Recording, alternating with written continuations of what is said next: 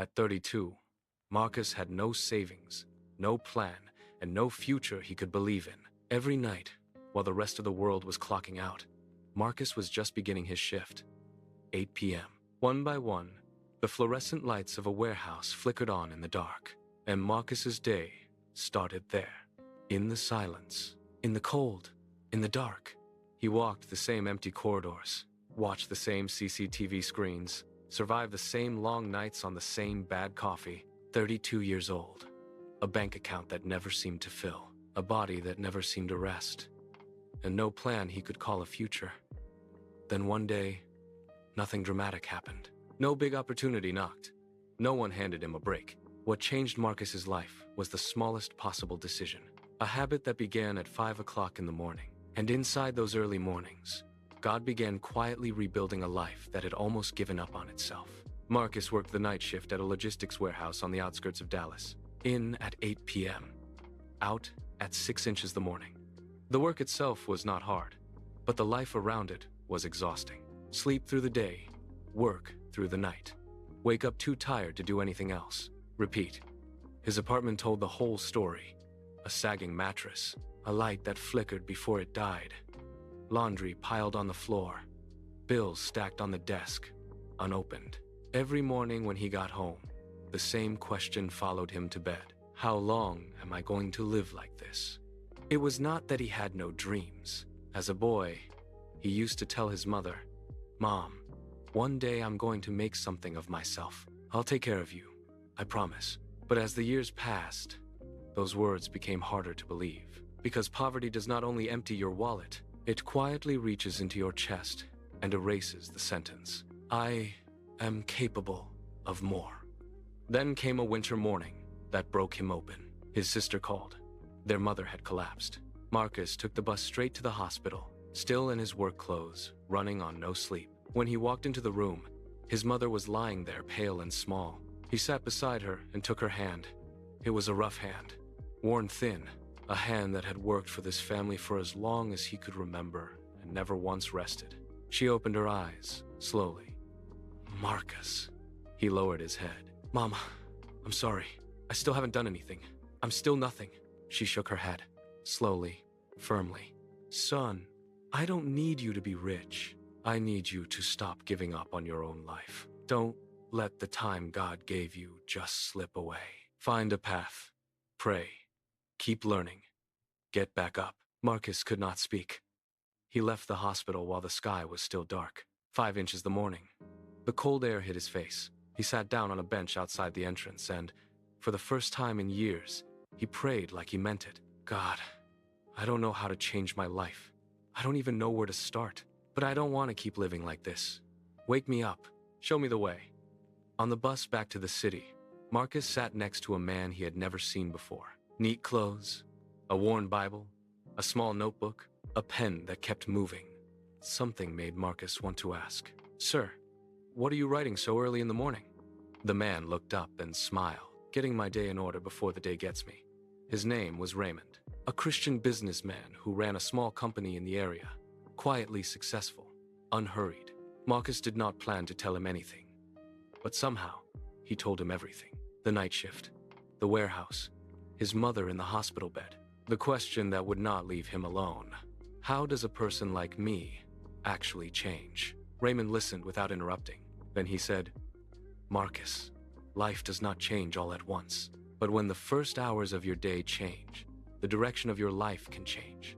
The first hours? Raymond opened his notebook and wrote 2 lines. 5, 6, prayer and wisdom. 6, 7, skill and action. "The first hour," he said. "You bring your heart before God. Read. Pray. Write down what you hear. Let Him set your direction for the day. The second hour, you learn something that can change your circumstances. Excel, accounting, data, AI tools, anything that moves you forward.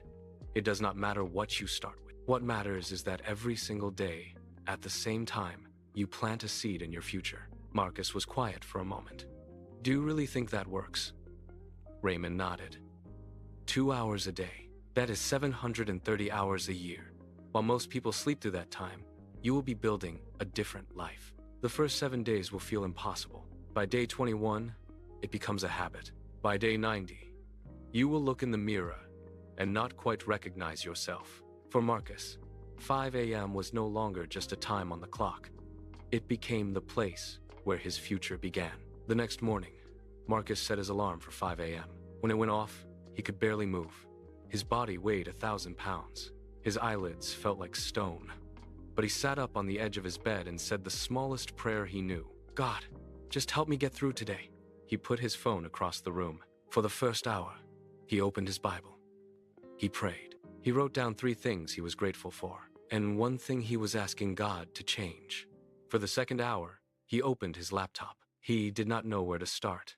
So, he started with free courses, free tutorials, Excel basics, simple accounting, data organization, and then AI tools he had never heard of. The first few days were brutal. He was exhausted. His eyes burned. More than once, he almost closed the laptop and went back to sleep. But he heard his mother's voice. Don't give up on your own life. Day 7 passed. His body started adjusting. Day 21. His eyes were opening before the alarm. Day 60. Something unexpected happened. Looking at the warehouse inventory reports, the ones he passed every single night, Marcus noticed something was wrong. The records were a mess. Handwritten logs full of errors. Stock movements. Nobody was tracking properly. He started fixing it. Not because anyone asked. Not to impress anyone. Just to tell himself something. I can still learn. I can still change. He rebuilt the inventory system in Excel. Automated the repetitive calculations. Used AI tools to clean and organize weeks of jumbled data into something a person could actually read. On day 90, Marcus walked quietly into his manager's office and set down a folder. His manager opened it without much expectation. Then he stopped, leaned forward. Read it again. Marcus, you made this? Yes, sir. I've been learning a little every morning. A few days later, Marcus was called to a meeting. The warehouse director was there. So was the manager. The director spoke first. We've been trying to solve this inventory problem for months. What you built has already cut our error rate significantly. Marcus, we'd like to offer you a transfer to a daytime position on our new operations team. Marcus held his breath. And we'd like to double your current salary. In that moment, he was not thinking about the promotion. He was thinking about a hospital bench in the dark. A cold morning at 5 a.m. A man on a bus with a notebook. A laptop screen glowing in a small, messy apartment. Prayers said half asleep with burning eyes. He understood then. This was not just a job offer.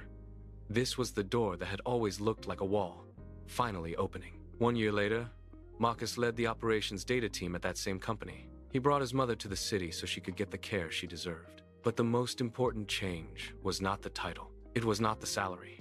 It was this. Marcus no longer saw himself as someone with no way forward. He had become someone who prays, someone who learns, someone who can begin again every single day. His coworkers would ask him, "You made it, Marcus. Why are you still getting up at 5 a.m.?" He would smile and say, "Success is not a destination. Success is a direction you choose every day. And my direction starts at 5 inches the morning, in front of God." Friends, does your life feel like it is up against a wall right now? Not enough money, not enough time, not enough opportunity. Then tonight, make one small decision. Set your alarm for 5 a.m. Put your phone across the room. And tomorrow morning, give the first hour to God. Give the second hour to your future. Your life may not change overnight, but when the first hours of your day change, your direction changes. And when your direction changes, your life will follow. Remember this. God sometimes gives us a small habit before he gives us a miracle. And that small habit is what carries you to the place where the miracle happens. Your story is not over. Even where everyone else sees a wall, God can still open a door. If this story reminded you that it is not too late to begin again, share it with someone who needs hope today. And if you want more faith-filled stories of courage, kindness, and second chances, subscribe to DrNova. Sometimes, one story is all it takes for someone to get back up.